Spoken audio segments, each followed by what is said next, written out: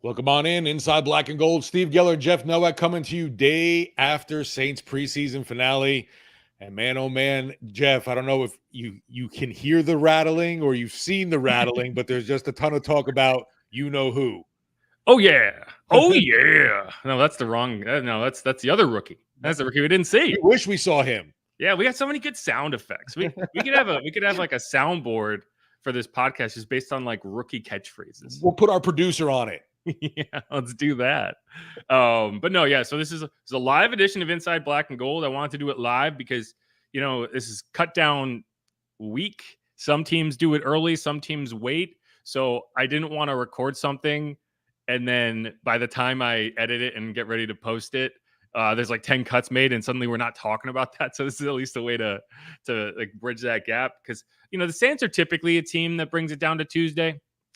I think the only way you make cuts today is if there's a guy on waivers that you're trying to add and you have to make that corresponding move early.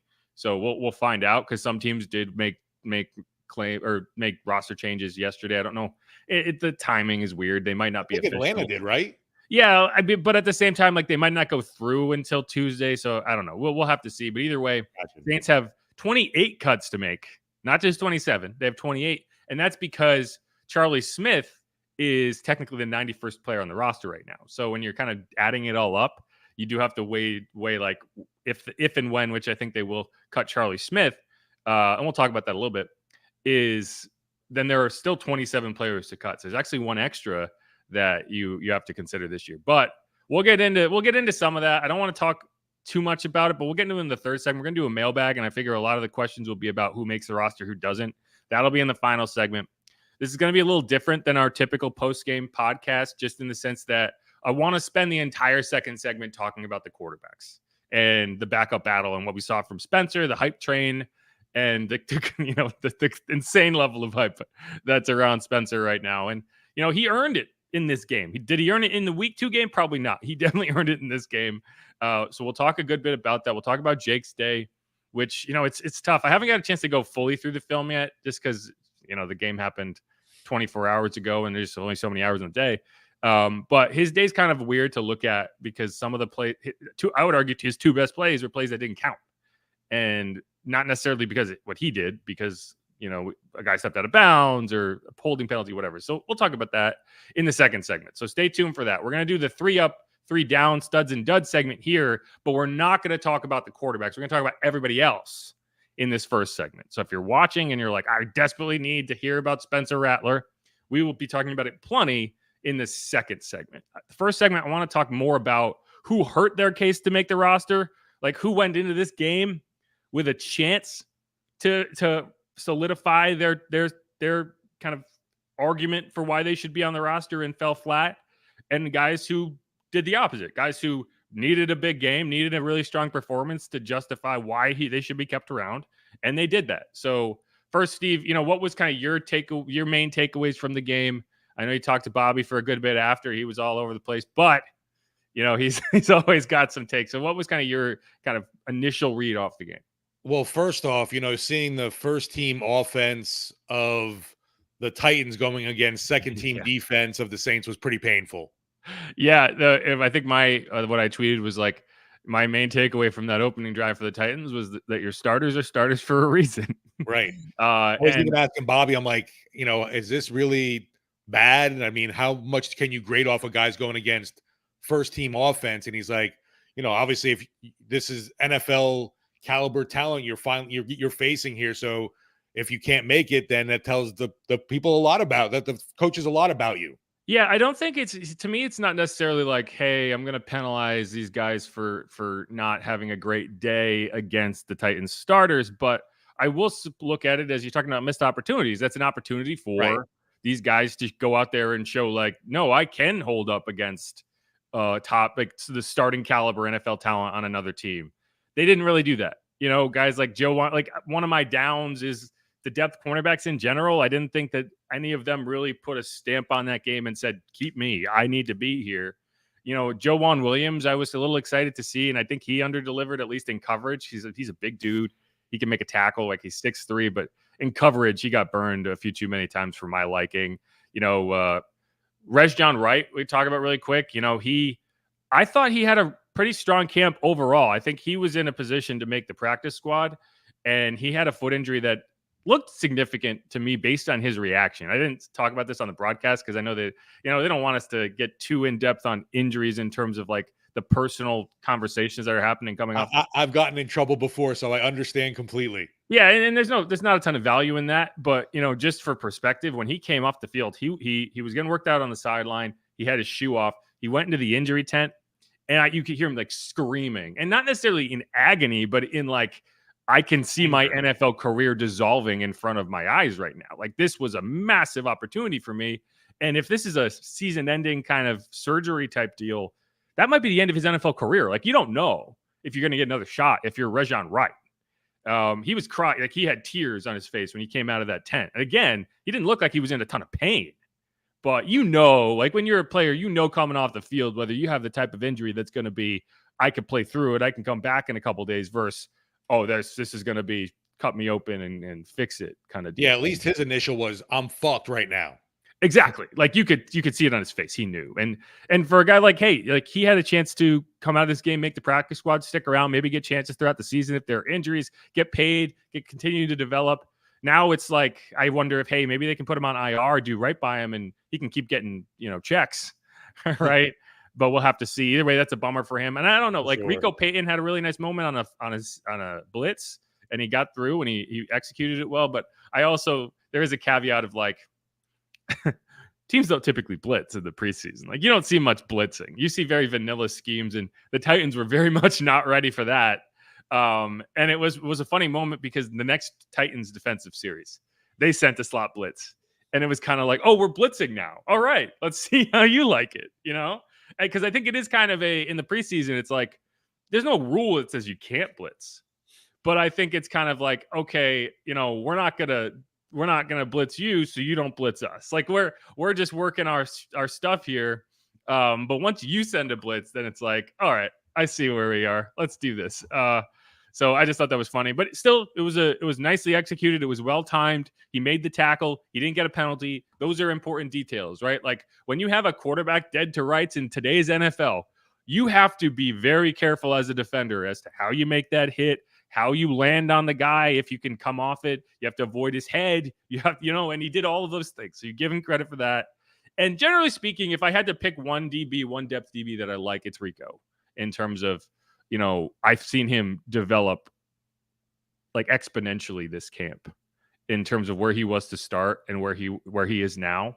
And that's what you want to see. Like I don't mind seeing a guy struggling early in camp, and he was struggling in OTAs, in mini camp, the first probably week of camp, but he's really come on strong. So I give him credit for that. Otherwise, Shamar had a solid day. Shamar John Charles, nothing to write home about.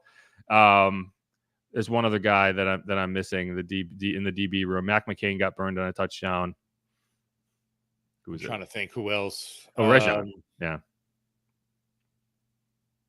I just in general, the overall safety group hasn't impressed, and continues to just be muh. Yeah, it's hard to get a gauge on it. I'd say you still go with Will Harris right now and see what that brings you. Abram versus Amadi is an interesting one. I had trouble figuring that one out in my roster projection, my 53-man. I have one of those guys is probably going to make the roster. The other guy's probably going to be on the practice squad. And I don't even know if it really matters at the end of the day, like, because you're kind of getting the same situation. Like whoever's on the practice squad is probably going to get called up at some point. And the other guy's probably, you could see him cut throughout the course of the season and thrown to the practice squad. So like, I wouldn't be surprised if you treat it like, okay, you have one guy on the roster, one guy on the practice squad. When one of those guys gets elevated 3 times, then they flip spots so that you can do the other way and you can elevate that guy 3 times. So I'm not going to overreact to it. And that's kind of where we're at. But a few other guys that had rough days, and I don't want to dwell on it. I want to start talking about some of the good things that happened, but I thought Michael Jacobson had a chance. Dallin Holker was inactive. He's dealing with that ankle injury. And we knew early on because he was actually up in the press box. Michael Jacobson had a chance to go out there yesterday, and have some really nice moments, make some nice plays, block well, show out on special teams, and make the decision a lot more difficult in terms of which tight end you keep if you keep 3. He did the opposite of that. He had a drop. He was targeted again. There was no catch. I can't recall what happened on that play, but he was targeted twice, no catches. One of them was a drop. Then he had 3 penalties. They were costly too. One of them called back James Robinson's touchdown run, which was a nice run. He had a hold. What it did create was a chance for Spencer Rattler to have a nice touchdown pass. Because if not for that hold, we wouldn't have got that throw to Equanimeous St. Brown. So, hey, you got to give him credit for that, right? But then he had back-to-back penalties on the kickoff prior to the potential game-winning, game-tying drive. So instead of starting at the 35, you had an illegal procedure, so you have to kick it again. And then instead of starting at the 28 or 30, you get the hold, and then you bring that back to the 15. And, man, for a guy fighting to make a roster, that's about as bad as it can go. Yeah, for as good as Spencer Rattler did on the final exam, Jacobson was just a complete opposite there. You didn't get to check any of those boxes for him, unfortunately. And, hopefully, I don't know if the roster spot was ever a question really, but the injury with Holker is something that could have opened that door too even more for him. Yeah, right. I mean, it's just a chance. Like all you can do is go out there and take advantage of the opportunities and let the chips fall where they do. And he didn't take advantage of that. Bub Means didn't think had a great day. He had a drop in the red zone, and then he completely bungled an end around where, like, I saw people blaming Penning for it, and we can blame Penning all we want, but the wide receiver has to be able to not run directly into the back of his blocker. And I think it's the body language from Penning that pisses off people more. Well, I understand that, but at the same time, like he was like, "What the hell are you doing?" Like, exactly right. I feel it looked like Bub wanted to cut in, which that can't be. That's not the design. It's an end around. You go to the edge, and it looked like he tried to cut in immediately. Then realized, well, that's not enough. I can't make that angle. And then he kind of stumbled, and he was never able to get back outside. But if you watch that replay, which I tweeted, if he gets outside of those blocks, they're sealed well. He has a nice lane to run in, and he just never gets there. So. Not a great day for him. Another guy who you look at and say, hey, do you keep him around? Is being a draft pick enough? And I did ask DA about this, so we'll get to that in a second, but not a great day. The negativity on Penning there, I'm telling you, people just see him like turned around, like just standing upright, not trying to block, just even looking like you said, what the hell is going on? Well, the play was dead once Bub came to a complete stop, like literally 3 inches away from both, like the guy he was trying to block and the block. Anyway, not a great day. Josiah Ezerim, I didn't think he was going to make the roster, but also had a holding penalty that erased a touchdown throw from Jake Haener. That's not a good thing. But Lou Hedley had one of the worst punts you'll see in a long time. He had one that was decent. He kicked it into inside the 10. Jaquan Jackson really made something out of nothing and brought it back. But when the whole thing is about like, hey, no one returns his kicks, and then his kicks start getting returned, what does he give you? Right. And that kickoff, it almost felt like they were trying to put him in a bad situation to see how he handled it with the way they ran that second to last offensive drive with Jake throwing it from his own goal line multiple times. And so you had him have to take a kick backed up, his heels on the back of the end zone. And, that's the type of scenario that like, he can't do it. He just can't. He just doesn't have the skill set to do that. And so if you end up in that situation in a game, you're basically surrendering points, and that's bad. That's something Abear was mad last night. It's like they don't give you the stats for net punt average. Yeah, you got to do the math. But I could tell you, he kicked it. They got that ball at the Saints 25-yard line. That's where they started that drive from. Anyway, like it was a 43-yard kick. I think it was like an 18-yard return, which that's where you're trying to get into it. That's like if you can't get the ball when you have nothing to worry about, but kick it as far as you can, and that's the best you can do. That's a problem. And so I don't know how, that was a competition that went down to the wire, in my opinion. Like you wouldn't have Matt Hayball out there holding on field goal kicks in that situation if you weren't seriously considering a change. The only question I have is, did Hayball do enough? Because I don't know. I haven't been particularly impressed with him. I still think, you're going to have to look on waivers. Like punter is a position that you should be able to just take a guy off the street and feel like he can, like it's not that complicated. Kick the ball, right?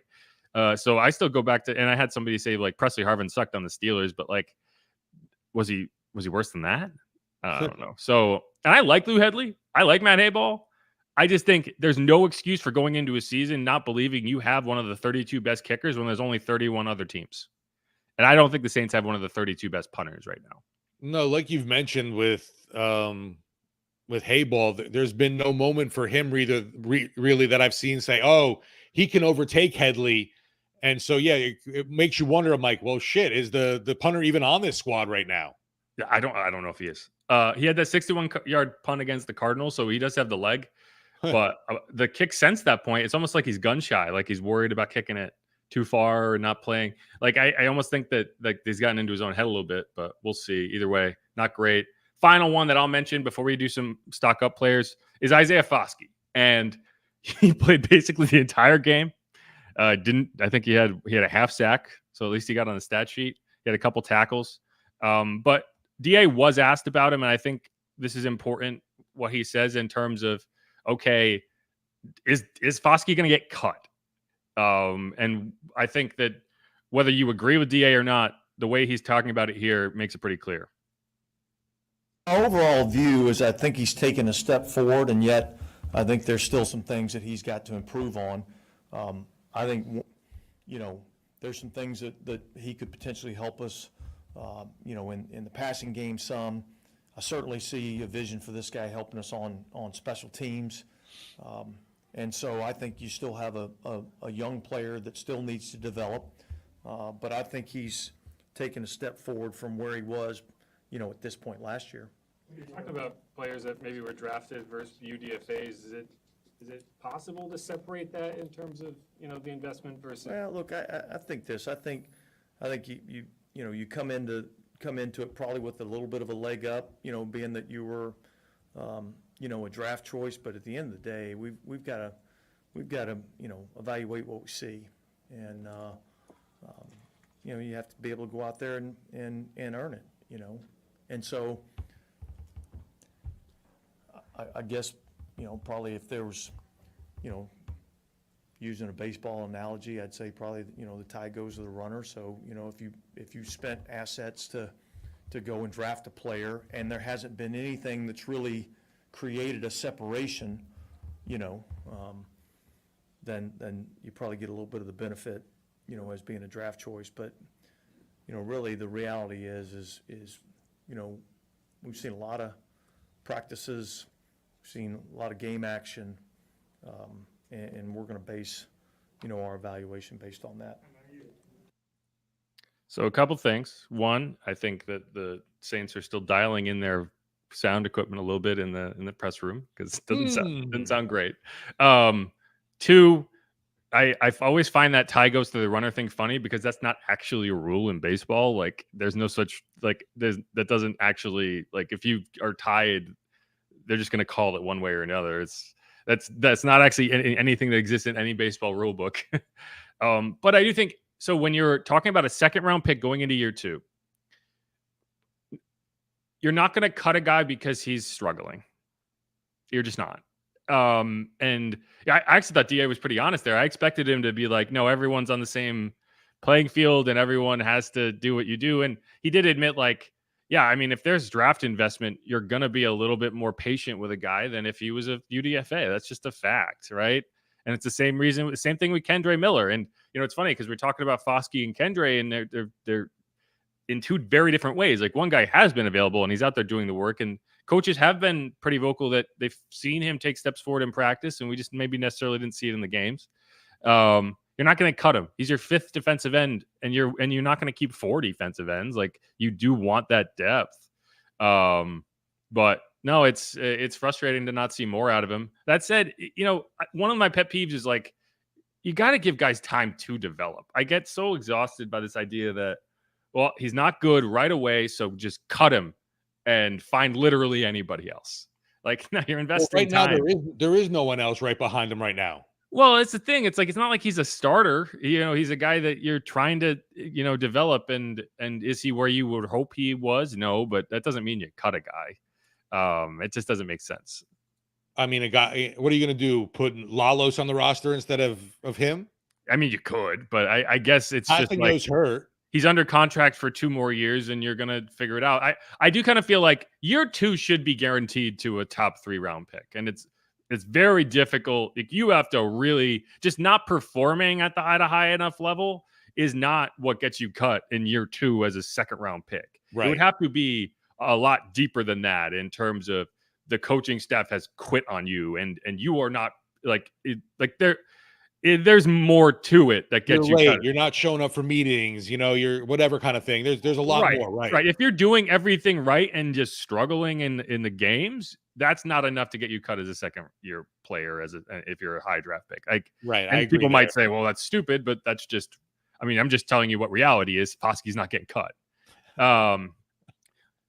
Let's shift gears here because we've talked a lot about the negatives. Let's talk about some of the good stuff. There was a few players that went into that game and I think really needed a big day to solidify a spot in the roster. And that doesn't mean they're going to make the roster, but it means they've given themselves a shot. Equanimeous St. Brown. He was one of the highest graded Saints from Pro Football Focus. Good for him. That doesn't mean a ton to most people, but it's at least a metric that says, hey, you had a good day. That catch from Spencer Rattler, like we can talk about the throw all we want. It was a dime throw. It was a really good catch. He caught it through contact. It's the type of catch that I need guys to be able to make. And he made it. He had a nice third down conversion from Jake Haener. He had another nice catch. I can't really, I'm blanking on it right now. The one incompletion he was targeted, probably should have caught it. It was a nice ball by Spencer.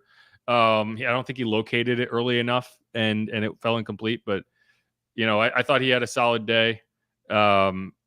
Jacob Cabote is another guy, 2 touchdowns. Hard to be mad about what he did. And then Trevor Penning, I thought, for a guy that isn't necessarily someone you watch and expect to win all the time, I thought he had several really nice reps where, he won. Like, it wasn't like, oh, he at least survived, right? My issue with Trevor is like, if all you can do is lose or survive, that's a very difficult spot to be in, right? If you mix in some like clean wins with those reps, then suddenly the losses feel less significant because you're also adding value. And that's what he was able to do. If you go back and you watch that Spencer Rattler touchdown drive, there was a long run by Jordan Mims where he put the defensive end on his ass. It was kind of a neat little concept where you fake the crack toss, like the crack block, and then he just teed off on the guy and knocked him 3 feet out of the play and gave Jordan Mims a gigantic hole to run through. And then on the touchdown throw, he did it again. He knocked the guy on his ass, and Spencer had plenty of time to deliver that ball accurately and on target and on time. And so if you're also creating scenarios where the offense gets an advantage, then that's a much easier sales pitch to me than what we had seen, particularly against the Cardinals. I thought he took a step forward against the 49ers, and I thought he took another step forward against the Titans. And I don't know how that translates into week 1, but I feel a lot better about where he is now than I did a couple weeks ago. So take that for what it is. So you're saying that Trevor blocks better for Rattler. That must be it. Spencer just has got to be it, right? He's got that. He's got that vibe. Rising tide raises all boats kind of deal. No, but I think that's like we talk about confidence, right? Like, how do you build confidence? Winning some reps will help you build confidence. Now, losing reps will make you lose some confidence. But he got a good grade from Pro Football Focus. I imagine I haven't gone through and looked at it. Kind of my eyes pop when I saw that. I'm like, I didn't realize it was that worthy of a day. I know he had some wins, but overall, there's still the issues there with technique. There were rough moments, and there's going to be rough moments, but you can't, you have to balance that, right? Like Fuaga had some, it's funny. We never talk about Fuaga. Nope. And he had some rough moments in that game, but we never talk about Fuaga because everyone's spending their time putting a circle around Trevor and watching him like this. And then it's like, well, there was pressure on the other side too. How'd that happen? I don't know. I wasn't paying attention. There was one play where there was pressure from both ends, but we only talk about the Trevor side of the equation. So I don't know. Like there's offensive linemen don't win every rep. You have to play things neutral the majority of the time, and you have to win sometimes, right? And so we'll see how that goes. But either way, Trevor, I think there was a scenario where you're definitely taking that job away from him before week 1. And I think it could still happen. And it'll depend on how things develop. They might claim somebody on waivers that they like. They might make a trade. But right now, I think barring those things happening, it's Trevor, at least with a very short leash. And you'll go from there. They can't hide him anymore teams are going to be able to go in there and game plan for his weaknesses and attack them. So we'll find out quickly whether he can hack it. But either way, coming out of this game, I'm putting him on the positive side of that list. Yeah, I haven't really seen enough of Udo to say he can overtake him as a starter right now. And for folks thinking that you can just go when cuts are made and, oh, they got rid of this guy on this team, we could just pick him up and plug him in. Is that easy? I'm not buying that either. So right now, yeah, week 1, I got Penning at left tackle for sure. Right tackle. There's this idea that literally anyone is a better option. Like, and it's like, oh, I recognize that name. He must be better. And I'm just going to sit here and tell you that's not necessarily true. Like, other guys struggle too. Landon Young has had a real hard time. So it's not like you can just plug him in. Oli Udo is probably the best option on the roster if you did have to replace him. But I've seen some rough reps out of him too. So it's a give and take. And it's easy to say the guy needs to be replaced. But then, okay, then who's going to do it? Exactly. So we'll see. DA kind of said the same thing I did, which is like, hey, it felt better watching it than it did 2 weeks ago. And he took a step forward in week 2, took a step forward in week 3. Let's see where we are in a couple weeks. Couple more names that we can hit quickly. Monty Rice had needed a big game, and I thought he had one. He had a couple nice tackles. He forced a fumble, to set up a scoring drive. That was the only Jake Haener scoring possession. Good day for him. Anthony Orji led the team in tackles again. I went into this game feeling like he was already on the roster, and he did nothing to disprove that. Got to give A.T. Perry some credit. I don't think he's had the greatest camp, but he did lead the NFL in the preseason in receiving yards. So there's something to be said there. When you have a 58-yard catch, that'll do it. That'll help you. But there's something about him, though, too. It's like, obviously, you still see him showing up in these game situations pretty much. My only issue is I haven't seen him do it with Derek. It's all been with the backups. Gotcha. And yeah. Even like in the games, like I don't know if Derek has a connection to him in the preseason. But all of his catches have come from Jake or Spencer, and majority from Jake, with the exception of there was the pass interference that he drew. He actually drew 2 pass interference penalties, both balls thrown by Spencer. So he led the NFL in preseason receiving yards, and you don't get credit for those pass interferences, and both were pretty long. One was like a 30-something yarder, and one was like a 20-something yarder. So he gets credit there. Samson Nacua, just, I almost think the Saints might be kind of annoyed because everyone's talking about Samson Nacua now. And I think they were hoping the other thing would happen, which is no one has any idea who he is. But yeah, 106-yard run. He was tired. You could tell. Just brutal. And I was actually in the booth for the call because I had to get ready to do the halftime stats. And so I heard the Mike Hoss's call live, and I still go back and listen to it. It is so the joy, and then the finish, and he's like, no. I meant to ask you to cut it. I can send it to you real quick. Oh yeah. Send it to me. We'll play it going into break because it was funny. He just like screamed, no. And I was screaming the same thing on the sideline. I was like walking off the field just to go get like a soda at halftime and kind of tweet out some notes or whatever. And then I'm like, oh my God, he's going to do this. He's actually going to do it. And I did like the surrender Cobra. I was like, no. Like there's that meme where a kid's like, well, it looked like he had jumped in and Deuce is like, he stepped out. Yeah. Well, yeah. I mean, it was tough. I couldn't tell from where I was across the field, but it looked, you could tell he was close, and it was the right call. He did step out. But yeah, so we'll hopefully, send me that clip and we'll play it before we go to break. One more note, Blake Groupie, he's your starting kicker. If there was any question going into that game, Charlie Smith has groin tightness. Yeah. It seems like a pretty standard, wonder if he got that Tuesday night. Well, it's weird. You look at it and you're like, the Saints were definitely trying to keep him around. And I think the Saints were probably pretty annoyed when every headline coming out of that practice was Charlie Smith is the best thing that's ever happened in the game of football. Like when you're trying to hide a guy, you don't think practice is going to be where he gets noticed. And like they were never going to let him attempt a 65-yarder in a game because they don't want other teams to have that tape because they are 1,000% trying to keep him around and put him in that extra practice squad spot for international players. And whether they faked the injury, and I'm not going to say they faked an injury. And if Charlie was asked about it in the locker room after the game, and So if he faked that injury, he was like, he was on, like he was going along with it. I don't think that he would have sold it as well as he did in the locker room in terms of like, oh yeah, I have groin tightness if he didn't actually have something. But at the same time, it's probably something he could have kicked through, right? Like, I think it's just any kicker could say groin tightness at any point. And so he didn't get a chance to kick. And, it was funny because you watched that game and like he looked frustrated on the sidelines. He wanted to. And so either way, but Blake, what did Blake have to do to convince you he's the starting kicker? Well, he went out there and he made all 5 of his field goal attempts, 2 from 50 plus in the preseason. Yep. All 5 of his point after attempts. None even seemed all that close. Like they were all clean. He didn't not like he snaked it in. So, I mean, we'll see how it goes. Like if Blake struggles and you do keep Charlie around, which I imagine you will, and I don't think anyone's going to claim a guy who's attempted 1 kick in his entire professional life in the preseason, and it was from 37 yards.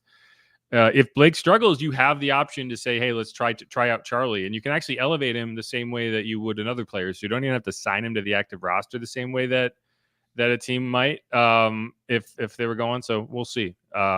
Maybe Blake develops some groin tightness at some point and you give Charlie a chance. But either way, that was it.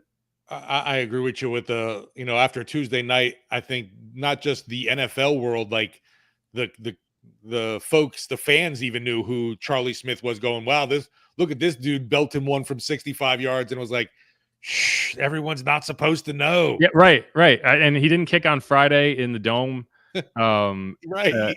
I don't know. It seems, we always talk about like, oh yeah, they're gonna keep him around, they're gonna fake an injury, whatever, and then all of a sudden the injury happens, and you're like, man, you don't want to accuse a team of faking an injury, but that's a pretty convenient. They did that with Gillikin, didn't they? They hit him.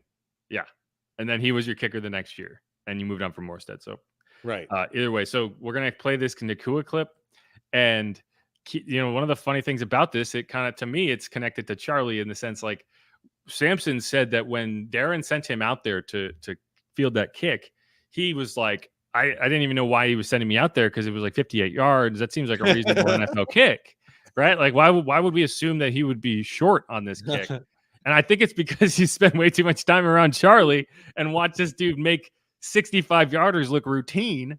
Because like the first one, and they did kind of the practice kick thing, which maybe they shouldn't have because it looked like he had one 58-yarder in his body and it's like limped over the bar. And then Sampson was like, once I saw that, I was like, oh, he's definitely not making this next one. And that's what happened. But here's the Haas call. Second time. This time, Narveson will boot it away. The snap is good. The hold is down. The kick is away. And this time it will be returned. Here it is. Samson Nakua and back 10 yards deep in his end zone, brings it out to the near side. 10, 15, 20, still on his feet. 30, 35, cuts it back towards the middle, still on his feet. Nakua to the far side. 40, 35, he's got to beat an offensive lineman. Gets a block. Samson Nakua, 15, 5, jumps into the end zone. No! It's preseason. He just ran 110 yards. No! It's effort. Sampson. That is effort by a lot of guys. Oh. That is effort.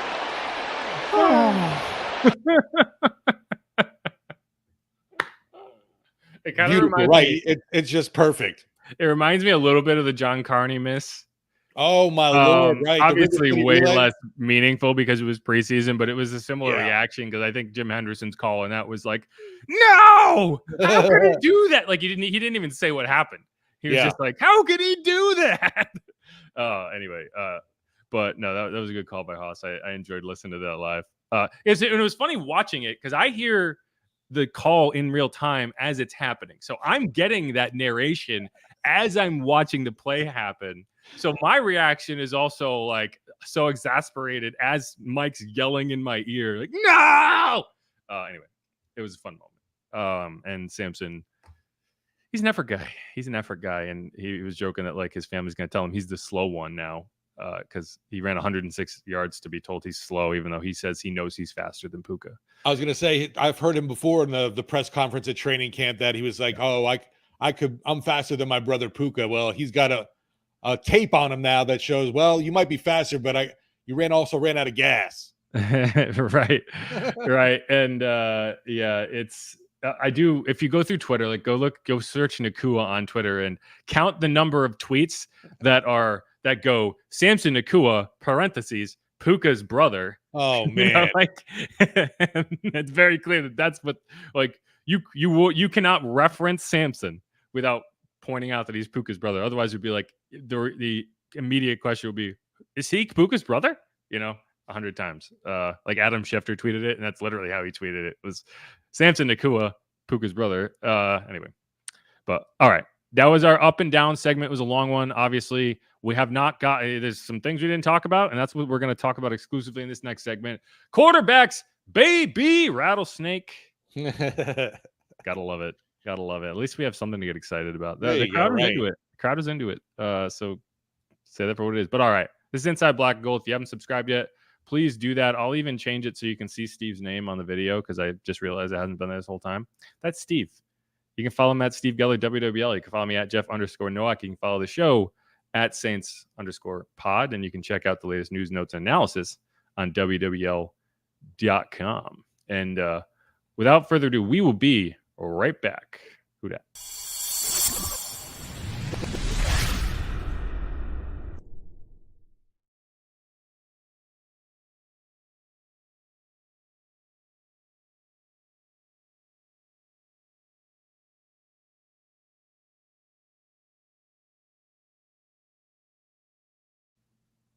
And we're back on Inside Black and Gold. We didn't make you wait too long. And in this segment, we're going to talk exclusively about QB 2/3, Jake and Spence.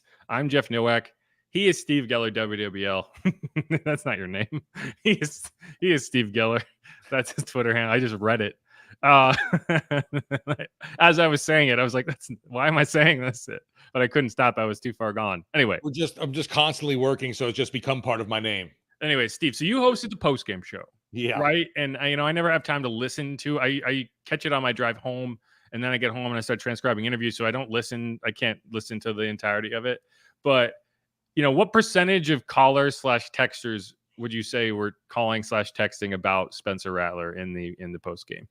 I would say definitely 75-80% of everything was all Rattler. Yeah, and you get it. He came out and he did the deal in the last impression he got to make. Yeah, and it's funny because it's going to be the last time we see Spencer for a while now, whether he's the backup or not. And what do you mean he's not going to be starting week 1 against Carolina? Before we go any further, one thing that is really annoying to me and it bothers me that we can't have a conversation about Spencer Rattler without the default reaction just being, let's talk shit about Derek Carr at the same time. Like, why do we have to do that? Why can't we just talk about Spencer, a rookie quarterback developing, in the way that we would talk about any other rookie quarterback developing? I don't get it. I don't get why the reaction has to be, oh, Derek could never do that. I'm like, I mean, he did do that. Like, we watched it happen against the same team in the same spot. Anyway. And you honestly hope that every quarterback in the NFL could do that too. Yeah. Like, what I will say for Spencer, like a Mahomes moment where it's like only he could do something. What I will say for Spencer is that he's making starting quarterback throws, and that's what I need him to do. And starting quarterbacks make those throws, right? Like, that's the best thing I can say about a guy is he's making throws that I would expect the starting quarterback of an NFL team to make. And that was the case with the throw to EQ. It was beautiful, perfectly placed, perfectly timed, great throw. He made some nice decisions under pressure. He scrambled when it made sense. Like, that's been my biggest pet peeve for him is, I know you can scramble.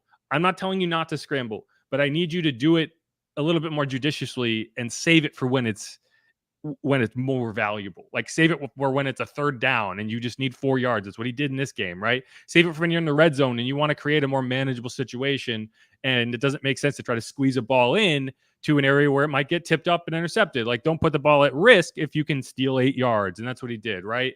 But what I get annoyed with is when he gets a little, he doesn't trust his pocket, doesn't trust his protection. He pulls it down. He kind of like jukes around and then it's like only bad things happen. You're not Lamar Jackson, right? But I thought he hit that balance really well in this game. And I think he's learned a lot in terms of what I saw in week 1, what I saw in week 2, what I saw in week 3. I think he's taken these clear steps forward. And that's what you want to see for a guy developing, right? And I was really happy about what we saw from him. And, they scored 27 points in that game. 24 of those points were when Spencer was on the field. Yeah, and I think that goes a long way too, obviously. With Haener, I think the problem is, even for me and the rest of the fans out there, we just didn't get to see that what he had going on in training camp. So there's more based on these preseason games, obviously. I got to see a little bit, obviously, when training camp was back home. But for me, yeah, if I had to pick right now, I'd definitely go Rattler as number 2 just because of what he did in the final. But I'm not saying number 1 for crying out loud. Yeah, that's not the conversation we're having, and it's not the conversation we're gonna have because it's not where we are, right? But either way, let's hear what DA had to say about the day for both the quarterbacks, and then we'll talk a little bit more about it.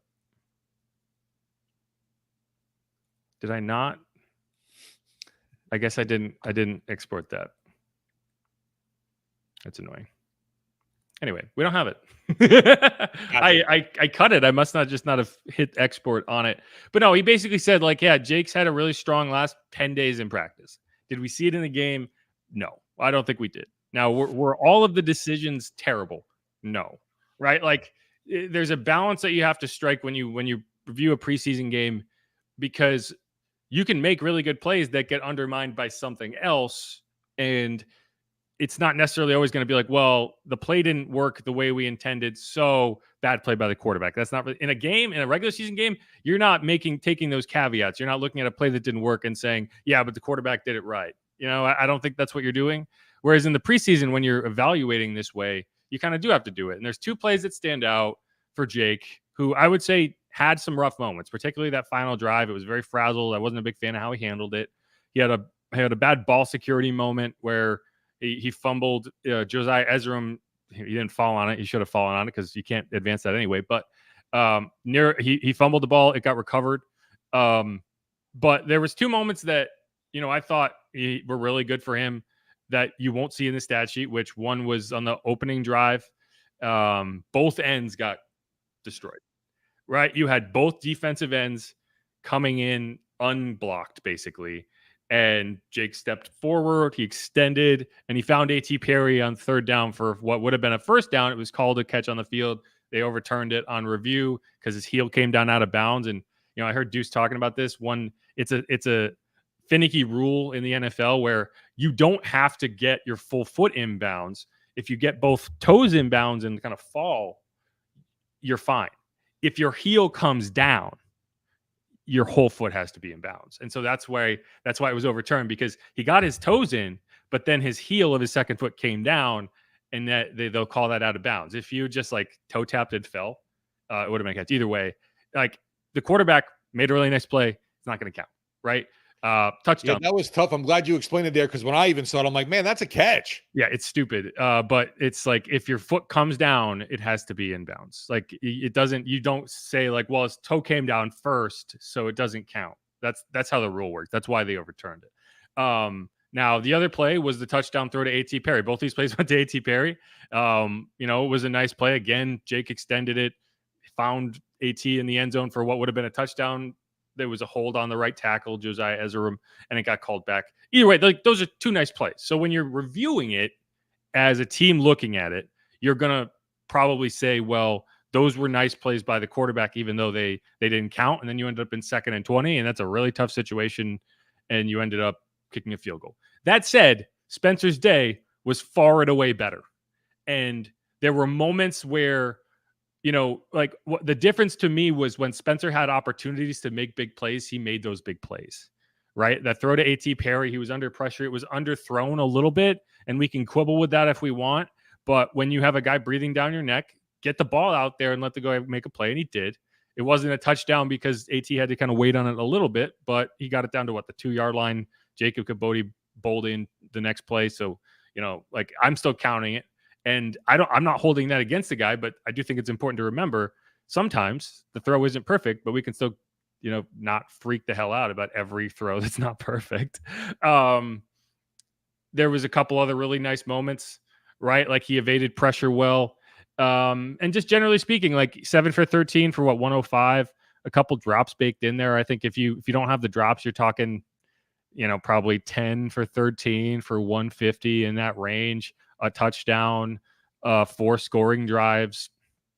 It's hard to come away from that and find a lot of fault in it. No, like the Cajun Cannon loves to say, he can spin it. He definitely throws a pretty football. Oh, he's got the arm talent. And, I think people overreact to the arm talent at times. Right. It's more exactly about how do you take advantage of it than necessarily having it. And I think he just, he shows up under pressure and going into it. Here's my thing. Going into it, my whole thing was like, it's not about who's the better long-term quarterback. Cause I would say Spencer's like got the higher ceiling. No question. That's never been a question for me. The question is this season, if I end up in a scenario where I have a 17-0 lead going into the third quarter and my starting quarterback goes down and is not available, who do I trust to walk in there and win that game? Right? Because you have to win that game. If you don't, we've seen what happens, right? So who would that be? Now, going into that game, I probably would have said Jake. And coming out of that game, I feel a lot better about Spencer. And it's not even because Jake necessarily fell on his face. Right. It's because I was very impressed with how Spencer handled himself and how he performed. And the way I phrased it on Twitter after the game is like, in my opinion, if that performance by Spencer didn't win the backup job, the backup competition, then there was really no competition to be won. Because I don't know how much of a disparity you like, how much more of a disparity could there have been in what we went into it saying, this is razor thin. Like, this is close. Like, this isn't a situation where Jake has been the far and away better option. And Spencer suddenly shows up and has a really nice game. And now we're changing our opinion. It was very close throughout. And I would kind of have given Jake the edge slightly, but then you saw a pretty definitive performance. And I don't know, like I feel like if like you look at it and you say, well, you go into this game and you went out of your way to make this even. You went out of your way to kind of split the reps up unnaturally and give one guy quarters 1 and 3 and give the other guy quarters 2 and 4. And they even the last 2 drives, like the explanation for why Jake went back in was because the reps were imbalanced and you wanted to have him come out of that game with balanced reps. So by that alone, you're indicating that this is a very, very close race. So if one guy definitively comes out ahead, how could you say that the other guy won the competition? Like, that's the part of it that, I feel like it's not set in stone that Spencer is the backup. Right. But if he's not, based on that, then you're saying that, and I don't necessarily disagree with this, that the most prudent decision is to have a more veteran player be your game day backup and allow the rookie to develop in the background and avoid a scenario where you throw him in to a bad situation and all of his confidence gets torn away. If I'm going to have to do that to anybody, I'd rather it be the guy who I don't have as high of an opinion on down the road, right? Because you are setting up a guy to fail. If you're throwing him in behind a patchwork offensive line without elite playmakers against a defense that's going to send pressure relentlessly against a rookie quarterback and put him on his back over and over again. Look at did Ian Book ever look the same after that Dolphins game? Never. No. Right. Like, that can happen. So if your argument is, I don't want to put him in that scenario because it's not going to benefit him in the long run, and I want to continue to develop in the background, I'm okay with that. But if that's what you're going to do, don't tell me that this was a competition, because it clearly wasn't. No, I think you put it best there. Where, like, if Rattler didn't do enough in this game to get the number 2 job, then it was really never his to take, just because, I don't know how you could have a better outing. Obviously, you want to say maybe more completions, but being on the field, obviously, for all 3 of those, leading a touchdown drive, all 3 touchdown drives, it speaks a lot to me. A guy that's, able to take the team down the field and get into the end zone, obviously, for whatever reason. Haener, I kind of question at the end why, he was in to lead the drive. I wanted to see Rattler do it, but like you said, Dennis Allen explained that it was a snap count, not really a snap count, but the amount of snaps that Haener had gotten versus Rattler. Yeah, I think at the time it was like 23-15. Yeah. And I still would have liked to seen what Spencer could have done there now. I mean, that's all, hindsight and great. Yeah, and I get that. And I think that there was this idea, they just don't want to let Spencer go out and lead this winning drive. And I don't think that was what it was, because if that was the case, then they wouldn't have thrown Haener to the Wolves in that right before that, right? Like, they put him in a terrible situation. Right. So I don't know. I do think it was about the reps. And it was funny because I was watching to see, because one of the things on the sideline that I try to do during the preseason game is predict in advance who's going to get the next quarterback drive, because it's actually a question and you can usually tell by who's warming up. And Jake felt, you could tell that Jake believed it was going to be him on Spencer's first drive of the second half, because it was like right before, like his first snap was with like 14 seconds left in the third quarter remaining.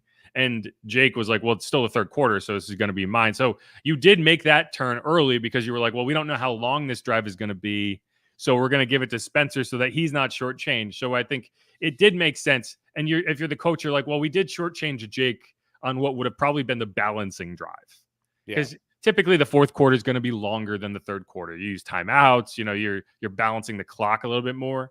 So like, I genuinely think that was what, like, it really wasn't about, we don't want to, we're worried that people are going to get too excited about Spence. We need like the multiverse now where it splits off. Okay, we've seen Haener. We need to know what Rattler would have done if he had closed it out. Yeah. I don't know. He probably would have won it either way.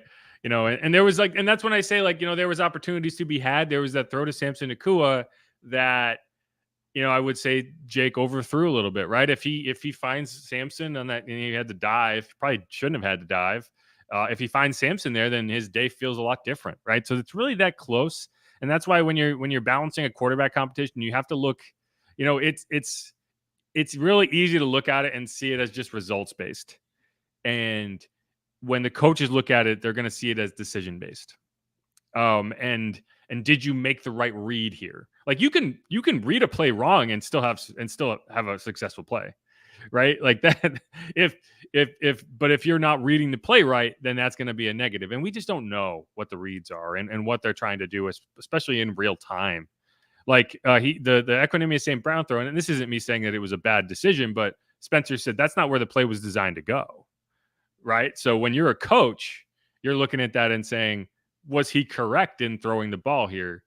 And I'd imagine you would say yes, but like, there's a little bit more to the read than just saying, well, he made a great throw here. It's what was the process? And so that goes into it. But one other thing that I'll mention for Spencer, and it's just, I don't know, like I've asked basically every rookie the same question, which is like, how have you seen Spencer develop? What was your opinion of Spencer's day or his week or whatever? And everyone has kind of had the same variation of this same answer. And that's whether it's Bub Means, whether it's Jordan Mims. This is kind of how the answers sound. What did you think of Spencer's day? I mean, he's spectacular. He's, full of talent. Y'all saw it out there. The throw he made to EQ, I mean, it's crazy, you know what I mean? So he's full of talent. What was he like in the huddle? He has a swagger about him that, uplifts everybody that's around him. So that's what I'll say about him. That's the biggest thing. Yeah, and I believe that, right? And I think the players kind of believe in him. And that's, again, saying something positive about one guy isn't saying something negative about another guy, and that kind of permutation of what this conversation is drives me insane. But there's clearly a belief that Spencer can be that guy, and we'll go from there. One note about Spencer, and it's just really just a note. This is not me trying to be overly critical. I'm hopeful that over time we get to Spencer opens up with the media a little bit more, because I do feel like I don't know Spencer at all, really, at a personal level at this point. And I think it's partially because when you're a player that has gotten thrown under the bus from a media perspective the way he has. Right. I think it's natural to clam up in those press conference settings. And this is just from watching a lot of these press conferences and seeing how they typically go. For perspective, Spencer, and I just counted because I was curious, Spencer was asked 21 questions in his post-game press conference. Only one of them was a dumb question, and it was from me because I was curious where he gets his hats, because he has great hats. His hat game is off the charts, and it's something we should talk about more. But so say 20 questions, right? During the mini buy, we'll do that. Yeah. I'm sure Luke Johnson will write a story at some point, because that's just he's a hat guy too. And he when I asked him, it's like, do you have a hat guy? And Spencer wouldn't tell me. And Luke was like, he said he got his last one on eBay. And I was like, you would know that. But no, like 20 questions. His press conference was 7 minutes long. Yeah, I know. And we kind of joked about that. It was 20 questions with Derek. You're definitely there for an hour. I mean, they would cut you off after a while because you're like, guys, we got to go. Like, this can't go on all night. And I just think, like, I don't know if he's comfortable yet in that, because I feel like what you hear about him from his teammates and what we get in those press conference settings, it doesn't even out. It doesn't match up. And when you were called the punk ass little high schooler that only cared about himself, I mean, what's going to happen? I'm going to, after being, like you said, dragged through the media because of something that happened on Netflix back in high school. It's utterly ridiculous to me what is a perceived drop in draft stock, at least. And I think it was what PFF's Trevor Sikkema put out there for the last pick being, what was it, Drake May? No, it was JJ McCarthy. Bo Nix. Bo Nix at 12. Bo Nix, and then the next quarterback taken. Yeah, 138 pick gap between those two guys. It doesn't make sense. There's no way that Spencer Rattler is a 5th round draft pick, and I think that is obviously awesome for the Saints to see. No, and I think the Saints benefited from that, and it makes me wonder whether his kind of being that way in interview settings may have worked against him, in the fact that, like, I don't think teams were going to be like, well, he was the Netflix special, we're not going to take him. But I do think it probably combined with not being particularly open in those interview settings. I've been hurt before. I'm not going to give you nothing. Yeah. And so, and I just say this because I do expect him to be the QB1 at some point. I really do believe that. And when you get there, you got to do this a lot more. And so I think, and a lot of it's just like, I don't feel like I know Spencer at all. Like, I genuinely don't. And when you can answer 20 questions in 7 minutes, it's not speed dating. Like, that's, yeah. I think it's going to take a little time, though, because of that for him to open up. We'll see. And maybe it will take till, like, all right, I've earned the number 1 spot. I know I'm here. I know I've made it. They can't get rid of me now, kind of thing. Yeah, well, we'll see. And I don't know. Like, I did appreciate this answer. I thought it was probably his best answer of the press conference. I also like the quote, "I just work here," when it comes to an NFL player. But here's what Spencer had to say when he was asked about kind of like how he's perceived by the fans. And also, Jacob Caboti had a really short bite for 2 answers too. This is a 41-second bite that is 2 questions. At all of the fan base and your kind of phenomenon, if you will, right now? Have you run into people in the city since you've been back? Yeah, I mean, fan base is awesome here, obviously. Kind of reminds me of South Carolina, just loving fan base. Not the biggest market, but they die for their players, which is an awesome feeling. I try my best to stay out the way, social media and all the buzz and all that stuff. So I work here, I'm new, I'm a rookie. I'm just trying to get better, improve, help the team. That was one of his longer answers, huh? Yeah. I just appreciate when, like, NFL players like, hey guys, I just work here, like, yeah, like if people ask Cam a question about things, he's like, that's the front office. That's not my paycheck. Yeah. Like, sir, this is an Arby's. This is a Wendy's restaurant. But no, I like Spence a lot. I just think that's, this is just me kind of talking, but I think that's something that he should work on, is kind of media training. And that's something rookies have to do. Like people, I think people take for granted, like, that's a big part of the job that you don't really have to deal with in college that much. And then suddenly you have to constantly be getting asked questions and answering. And if you say something as the wrong, right, they're coming for you every week. If you screw it up, if you don't phrase things correctly, then all of a sudden you're getting thrown under the bus, or people think you're throwing them under the bus. And like, it is a thing. Like, look at Derek Carr. It's not all about performance with Derek, right? Like, if it was, then there would have been a tonal shift over the last month of last season. And there absolutely was not when it came to how he is perceived by a large swath of the fan base. A lot of it ends up being, I just don't like the guy. Like, it's not about how he's playing. And obviously there is a level of criticism for how he's playing, but so much of the criticism is just like personal. And I don't know, like, yeah, we'll see. But it's a thing. And, we kind of got like, all the time with the car talk. The only thing I can say to it now is like, he just has to win. And I know that sounds lame, but that really is the only thing that will maybe even stop the hate. At a certain point, I don't know if it will. Like, I've been wondering that, like, if they do go out and win, if they won like 14 games and went to the NFC Championship or something crazy, I think people would have to confront that idea and reckon with it. If they won, I don't know, 11 games, lost in the first round of the postseason, I think you would get the same general sentiment. So I don't know, but either way, this was about the young quarterbacks. I still think Jake stays, whether he's the backup or not. It's going to be interesting how they handle it, because I don't think if you make Spencer the game day backup, I don't think you necessarily have to keep Jake. But would it hurt? Probably not. It's a question of, how valuable are some of these roster spots down the line. You're definitely not cutting Spencer regardless, so it doesn't really matter in the conversation there.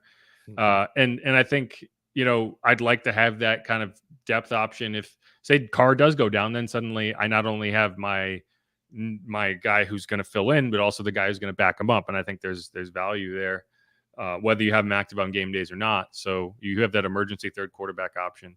Either way, fans are excited about Spence. They should be. I'm excited about Spence, but we should keep it at least reasonably. There is something, though, to say about that kind of aura, that swagger that someone carries himself with. Yeah. And for whatever reason, Rattler has it. He does. He does have it. And throwing dimes. And I just think like 5 years down the road, it would be really cool if it's like Spencer Rattler versus Caleb Williams at some point of like, see who made out better in the league. What are you talking about? This year, we're going to get to see Jaden Daniels versus Spencer Rattler. Oh, you think so? Jaden Daniels versus Spencer versus Bo Nix. The popular one, maybe not week 1 for Rattler, but I have heard a popular one. By week 4, Derek Carr will be benched. Well, I think Chase Daniel even tweeted, like, if Derek Carr starts the way he did last year, the Rattler chants are gonna be loud. And he's right. They are. Will the team react to it? Probably not. Right.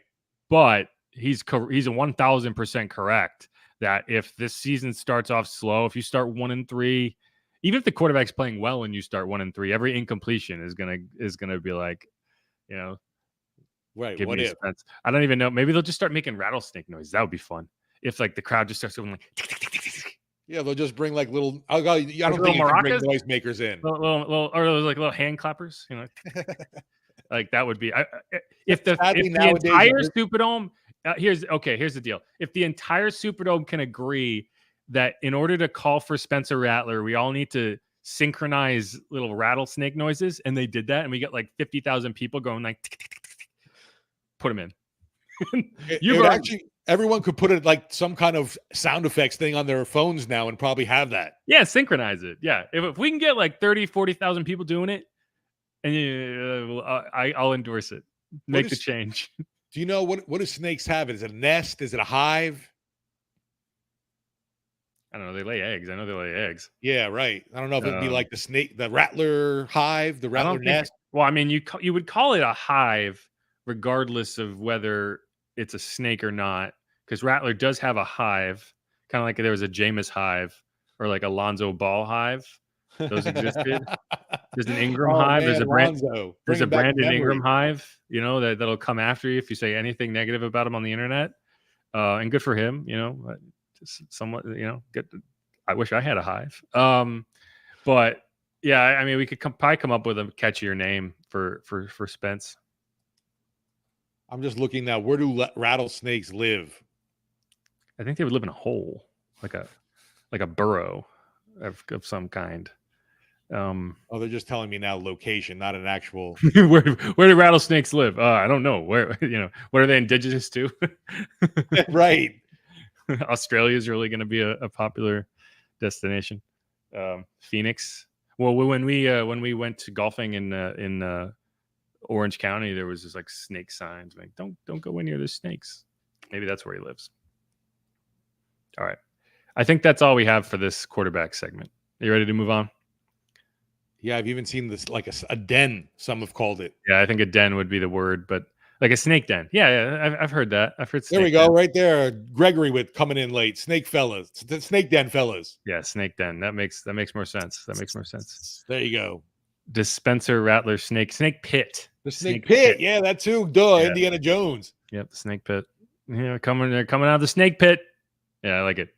That's what we'll call. That's what we'll have to call one of the end zone sections when the awesome, Rattler right? experience really starts. The snake pit.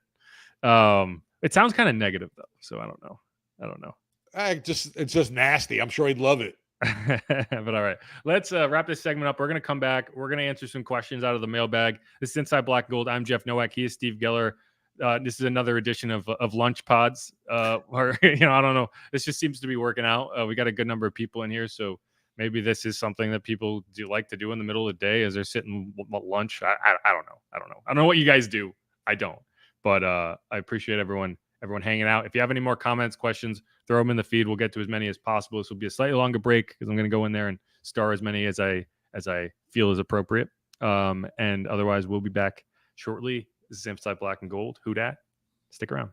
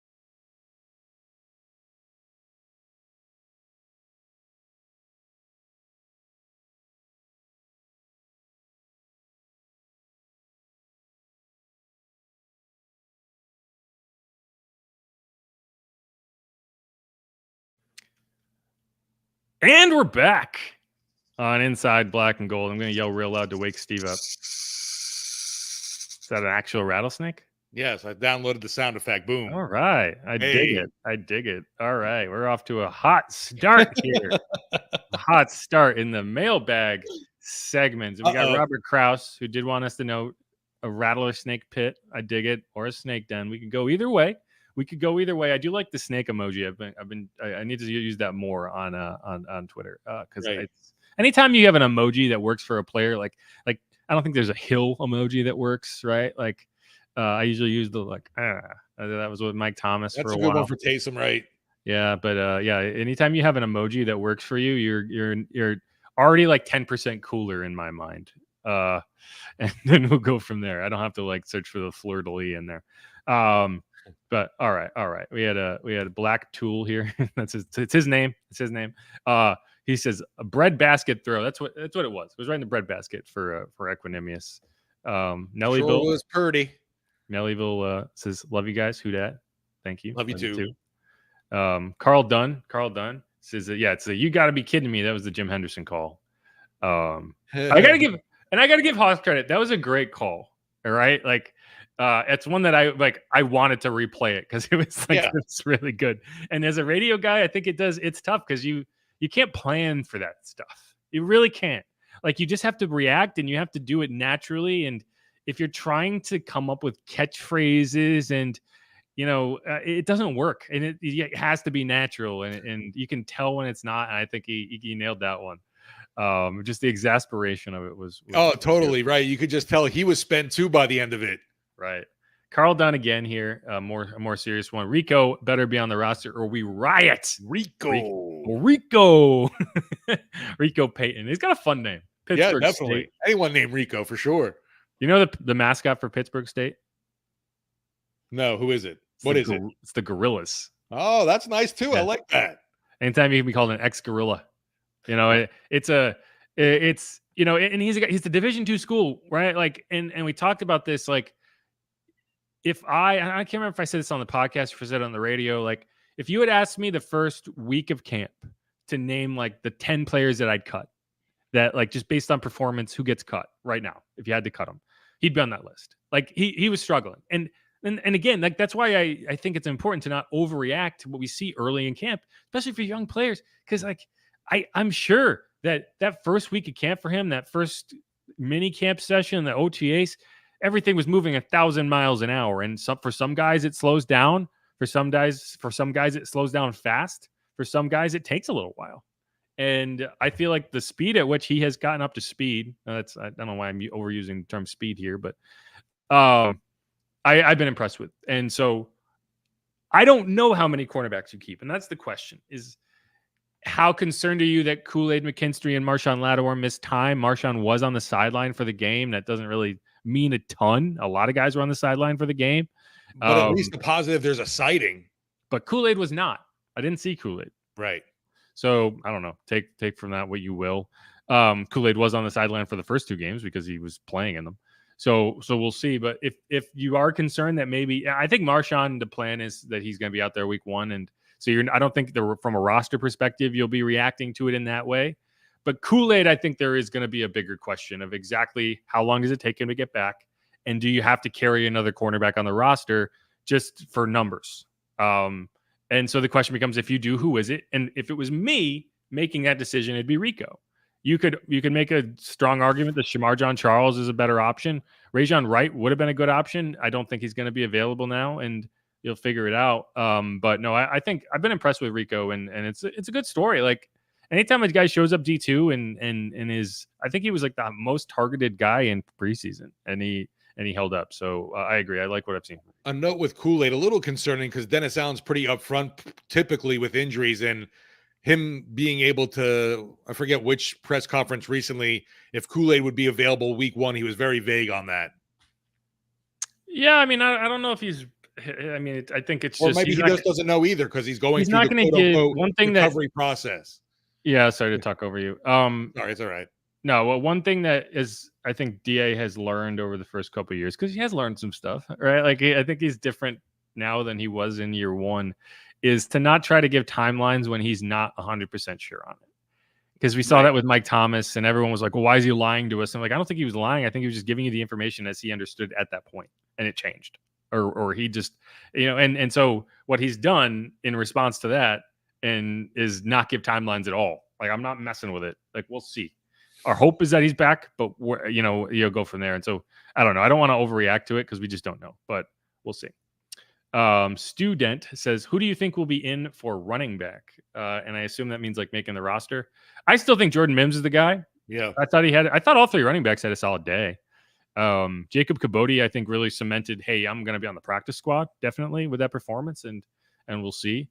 But James Robinson, I feel like we haven't talked about him a lot because he's kind of just that guy that's there. He's had a solid camp. Like, I feel like if your plan was to just go with the veteran option, he's not a terrible option. But I think with the state of the running back room being a veteran Alvin Kamara and a veteran Jamal Williams, I think that just for the sake of having a young guy who's developing, I would go Jordan, because I kind of put them on the same level in terms of what you could expect for them this year. Jordan has made a few special teams plays, so that works in his favor. But James has been returning kicks, and I think he's actually looked pretty solid returning kicks. So we'll see. But right now, if I had to pick one, I'd say Jordan. Yeah, just from everything that at least I've definitely seen, I would go Mims in that case as well. Like his patience. Think it's going to be, someone that would make sense on the practice squad, obviously. Kabodi, I'm not sure if he's still someone that even sticks around just because I don't know. I feel like there could be opportunities for the kid somewhere else. It's possible. I mean, when you average 6 yards a carry and score 2 touchdowns in a preseason game, it's going to get some attention. Right, exactly. But what I'll say is, like, I think we overreact to like, wow, is this guy going to clear waivers? And in reality, every NFL team is cutting 27 players this week, right? And it's a lot rarer than you'd think for a team to go into the season and be like, we only have 51 players worth keeping. Let's go steal 2 from some other roster. Now, you might make a replacement if you don't think you have enough players at a certain position, like the Saints at offensive line. I could see them making a claim there. At the punter position, I could see them making a claim because they feel like a player on waivers is better than anyone on their roster. At running back, it's a lot tougher because every team should have 1 or 2 young running backs that they feel like, hey, we want to keep developing this guy. I'm still hurting from the Boston Scott loss. He's available. Well, yeah, and now like years later. Yeah, I think he's kind of a little past the point where you would feel like he's the best option. But I think he did get cut. I think it was the Bills maybe that he was there. But he's a free agent. If you want to bring the kid home, a different Louisiana college guy, right? He was Louisiana Tech. Caboti was UL. So we'll see. But either way, like whatever happens for Caboti from here, that was an incredible moment for him. That first touchdown was really nice. It was a really nice play, just a great running back play. The second one was kind of like, yeah, you should plowed it in. Yeah, this is the minimum. But no, it was like an 11-yard touchdown run. He kept the ball. He got to take the ball home with him. His family was there watching, right? Like he was in the Houdat chant. It was all the Louisiana kids. You had Tyrann Mathieu, who else? Foster Moreau. Oh, there's at least one more. Oh, I'm blanking. Who was it? Who are the Louisiana kids? Sincere's not here anymore. Rod Teamer. Oh, there you go. Right.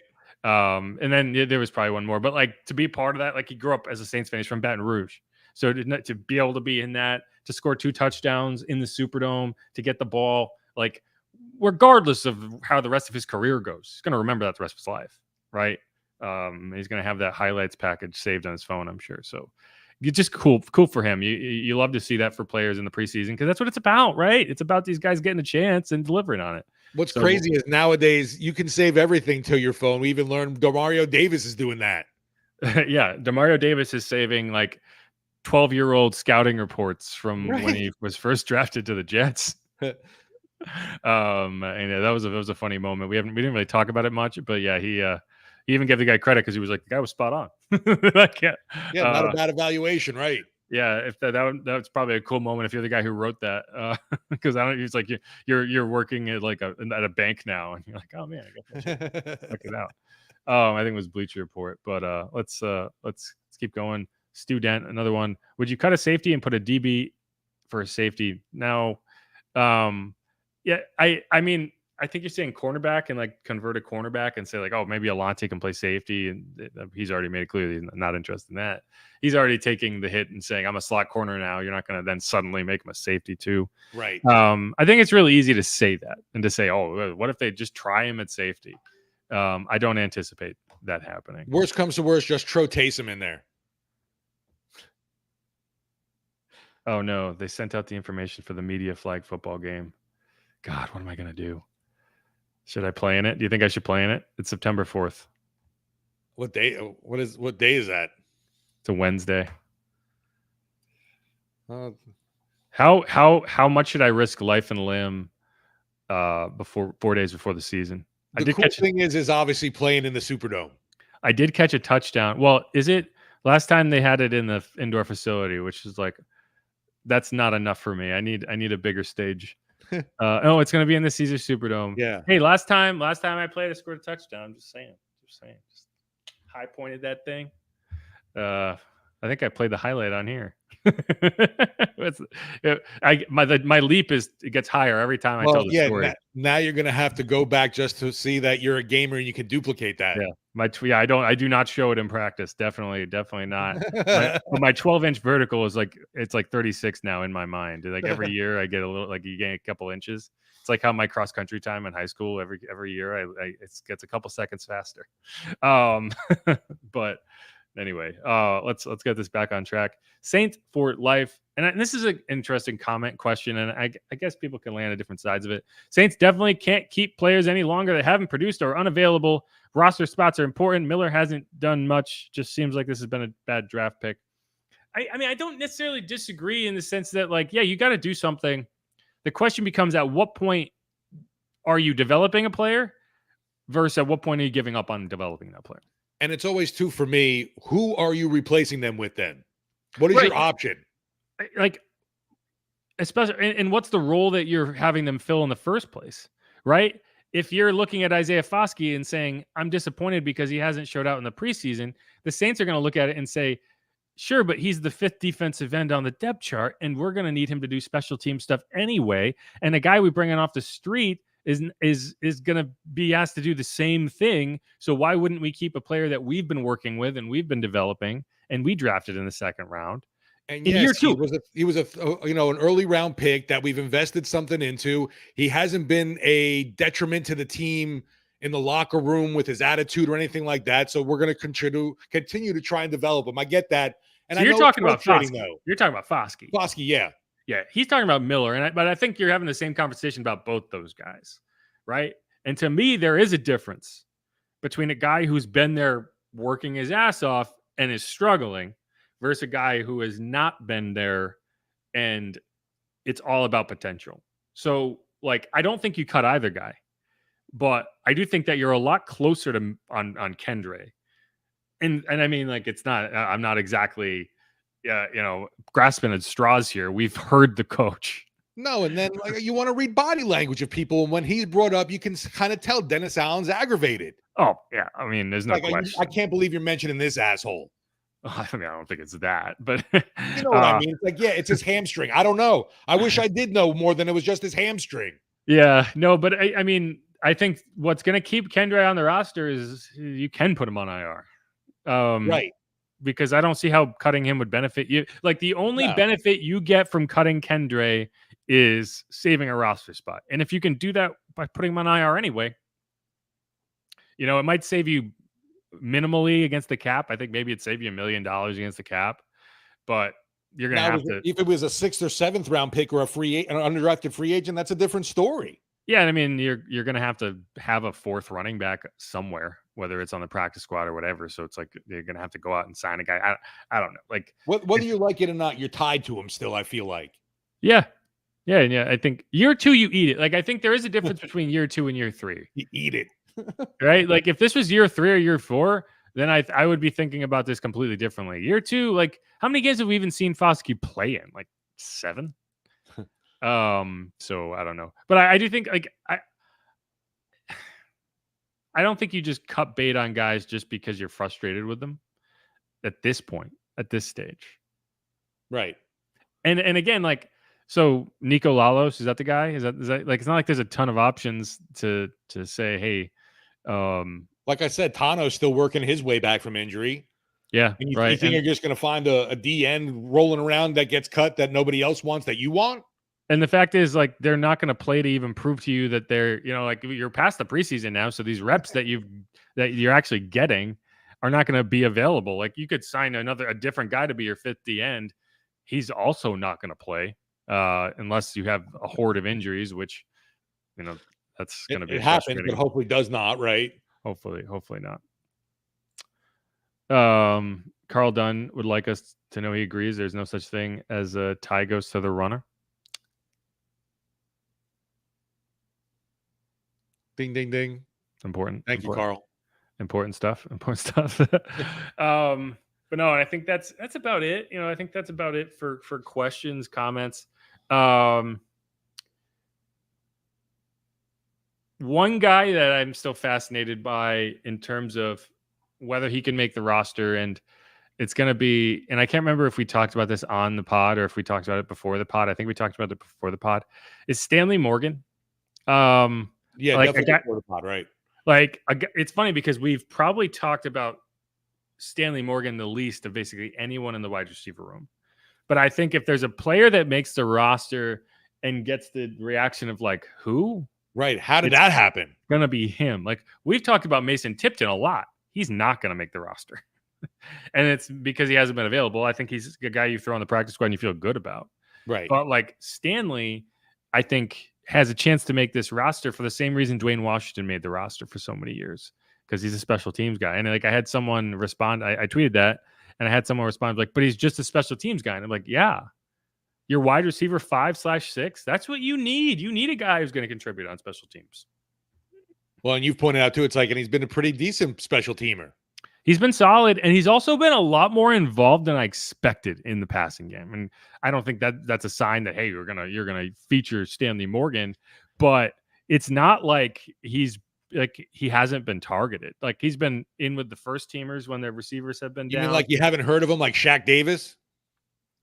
I have heard of Shaq Davis, but I forgot he was here, to be fair. I think he had one target in that game and he dropped it. Not ideal. Like Kevin Austin is a guy who probably hits the practice squad. Samson Nakua is a guy who probably hits the practice squad. I haven't updated my 53-man roster. I probably will today, just in terms of like who I think has changed their fate. Like, but Equanimous, we talked about Equanimous. He's probably a guy who would slot in. How many wide receivers are you keeping? 6. Okay. But that's because one of them is Stanley and he's a special teams guy. So, like, I honestly think, like, you look at it and you could probably create, like, I always list it by positions because that's the easiest way to do it. Yeah. But I think almost a better way would be to, like, take a guy like JT Gray out of the safety position and put him with the specialist. And just say, like, special teams. And how many players are you keeping exclusively because they're special teams guys? And it usually seems like 2 or 3 a year. You could break the mold. Screw what everyone else is doing. I might do that for next year. I might say, like, okay, who are my specialists? Because but here's the thing: you don't guarantee that that's going to happen. But it does seem like this team every year has 2 or 3 guys who you don't plan to see at all at their position, but they're going to be standout special teamers. Andrew Dowell was on that list previously. He's not here anymore. Zach Bond was on that list, I think, previously. He's not here anymore. JT Gray was on that list previously. He is here. Dwayne Washington was on that list. He's not here anymore. Wide receiver Austin Carr was on that list. He's not here anymore. So, wow. You know, yeah, you like that Austin recall? Carr, that was deep in the crates for me. Yeah, it was a deep cut.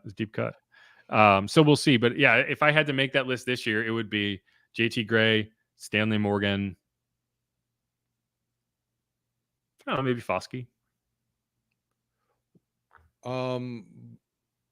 Wait a minute. Isn't that linebacker back that you were just mentioning? I'm sorry. Andrew Dell's here. I don't think he's going to make the roster. He's been here for 2 days. It was just interesting that he is back, though. No, I think he makes the practice squad. I put him immediately on my practice squad because he's a perfect guy to have on the practice squad because he knows the defense. And I don't think you want to play him. He struggled in that preseason game. And I think he's maybe knocking some rust off, but he's a guy that if you were down a couple core special teamers, and you needed a guy who you could throw out there in a pinch and just elevate, right? Still, right. And also be kind of a scout team guy. Makes sense. So that's it. Anything else you want to hit before we get the F out of here? No, man, we got, some college football to bide our time before the real deal starts September 8th Sunday afternoon in the Caesar Superdome, Carolina. Looking forward to seeing little Bryce, as Cam Jordan would say.